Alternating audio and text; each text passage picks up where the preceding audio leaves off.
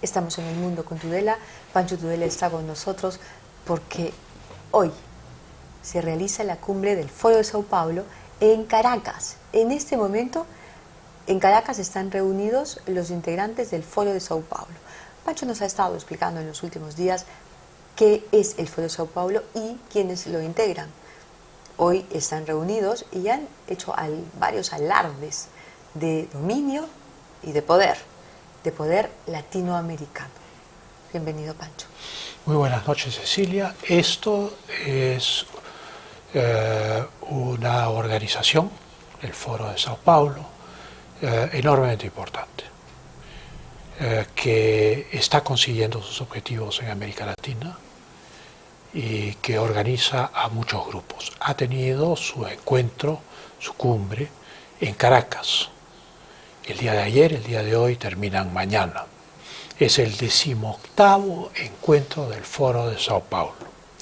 Ellos dicen que tienen 600 delegados presentes en Caracas que representan 80 naciones. Es cierto que hay algunos delegados importantes, como Mélenchon, el candidato de la izquierda marxista francesa, como Chiqui Venegas, uno de los radicales españoles. Dicen delegados ingleses y griegos, pero no dan los nombres.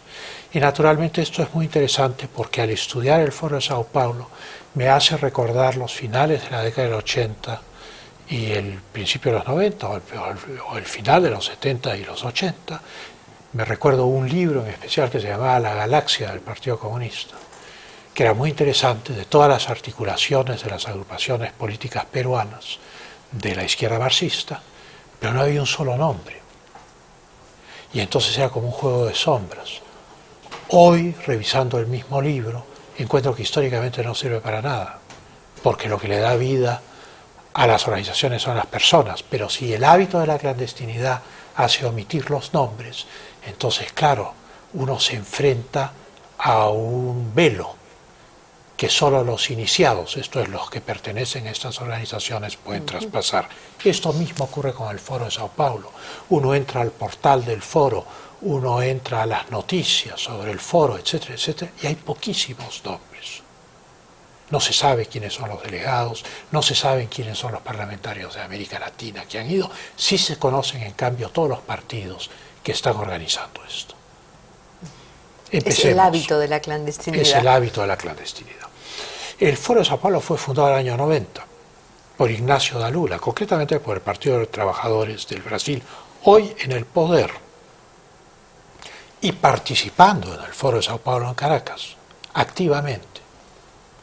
Y en el documento de trabajo que ha mandado el Partido de los Trabajadores a la 18ª cumbre o encuentro del Foro de Sao Paulo, pues grandes loas a Dilma Rousseff, etcétera, etcétera, y algunos asuntos de los cuales nos vamos a ocupar ahora. Pero ¿cuál es el origen de esto? El Partido de los Trabajadores, cuando cae el muro de Berlín y el discurso marxista cae por los suelos en ese momento, se acerca a una serie de grupos de extrema izquierda para enfrentar el triunfo de la democracia liberal, que era visto como una cosa muy negativa por ellos, la democracia representativa, constitucional y el capitalismo. Y entonces se reúnen con todos estos grupos en Sao Paulo para plantear una alternativa marxista a lo que está ocurriendo en el mundo, una alternativa marxista al triunfo del capitalismo y la democracia representativa sobre lo que en esa época se llamaba el socialismo real. Esto es el socialismo, el único socialismo que nunca existió, que es el de los países comunistas y que se derrumbaron todos.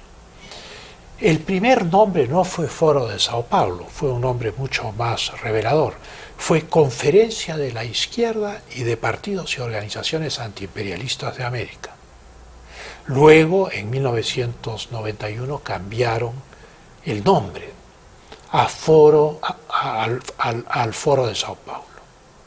Un nombre neutral, casi inocente, pero con el activo respaldo de Cuba. Luego vino el encuentro de La Habana en 1993 y ahí ya la entrada de Cuba al Foro de Sao Paulo fue oficial. En un momento dado, el Foro de Sao Paulo estaba formado por todos los partidos de extrema izquierda de América Latina, e inclusive por movimientos guerrilleros como las FARC o el MRTA. Luego, en estos últimos 2 o 3 años, han ido alejándolos para ir, digamos, blanqueándose y presentando una imagen más inocente aún de la que habían conseguido cambiando el nombre de la Conferencia de la Izquierda y de partidos y organizaciones antiimperialistas de América. ¿Qué es lo que buscan? Lo que buscan es una cosa muy sencilla. ¿Cuál es el paradigma o ideal marxista post-leninista? ¿Cómo tomar el poder una vez que el leninismo, sea en la versión estalinista, sea en la versión leninista, estalinista, maoísta, sea en la versión estalinista, leninista, maoísta, pensamiento Gonzalo, o lo que a uno se le ocurra, Ho Chi Minh, o foquismo castrista, o lo que sea, al haber colapsado todo eso, ¿cuál es el nuevo paradigma que debe seguir la izquierda marxista? Y el nuevo paradigma, según la definición de ellos mismos, tiene 3 elementos principales. El primero de ellos, no debe haber el partido, vanguardia del proletariado, se acabó. No debe haber un partido militarizado y verticalizado como eran todos los partidos comunistas. Verticales, de disciplina férrea, militar y con esta estructura clandestina. Eso ha sido sustituido por una organización horizontal inspirada en la red de las ONGs. O sea, un movimiento similar si es que no se sobrepone o si es que no es la misma cosa. Monotemas, que al final reúne. El segundo elemento que ellos plantean como esencial es la movilización de los grupos identitarios y ambientalistas. Esto es las comunidades campesinas, las etnias, por eso es que Rigoberta Menchú está hoy en Caracas haciendo unos violentos discursos indigenistas y despotricando contra lo que ellos llaman la burguesía guatemalteca. Y el tercer elemento de esta estrategia es la cara amigable, como la llaman ellos. Esto no es otra cosa que lo que ellos dicen estratégicamente, ¿no? Naturalmente, estos 3 elementos, nada de partido vertical militarizado, cara amigable, ambientalismo, grupos identitarios, entra en contradicción, por ejemplo, con la retórica violenta de Chávez, feroz respecto al socialismo del siglo XXI, la burguesía paraguaya, la burguesía ecuatoriana, Mr. Don, que llama al presidente de los Estados Unidos, que huele a azufre cuando se sube al podio de las Naciones Unidas, en fin, no es tan pacífico como se pretende. Según el mismo foro, hay una serie de países que están gobernados por ellos, o sea, por partidos miembros del Foro de Sao Paulo. Y acá está la lista que ellos dan. Bolivia, el Movimiento al Socialismo; Brasil, Partido de los Trabajadores; Cuba, Partido Comunista de Cuba, obvio; Dominica, una ex colonia inglesa, Partido Laborista de Dominica; República Dominicana, Partido de Liberación Dominicano; el Ecuador con la Alianza País; El Salvador con el Frente Farabundo Martí de Liberación Nacional; Nicaragua con el Frente Sandinista de Liberación Nacional; el Perú, dicen ellos, con el Partido Nacionalista; el Uruguay con el Frente Amplio; y Venezuela con el Partido Socialista Unido de Venezuela. No es poca cosa. Sea lo que nosotros los peruanos podemos pensar sobre la coyuntura actual, esta es una realidad continental. Esto no es una broma y esto es real. Y ha alineado a la mayoría de los países más poderosos del continente. Si López Obrador hubiese ganado en México, su revolución hubiese culminado. Quedarían 2 o 3 bolsones, 2 Chile y Colombia, 1 más bien indeciso el Perú, y se acabó. Y ahora Paraguay en una correcto, soledad. O sea que el avance del Foro de Sao Paulo como centro nervioso del marxismo latinoamericano a lo largo de 22 años ha sido exitoso. Y el capitalismo y la democracia latinoamericana no ha percibido este avance.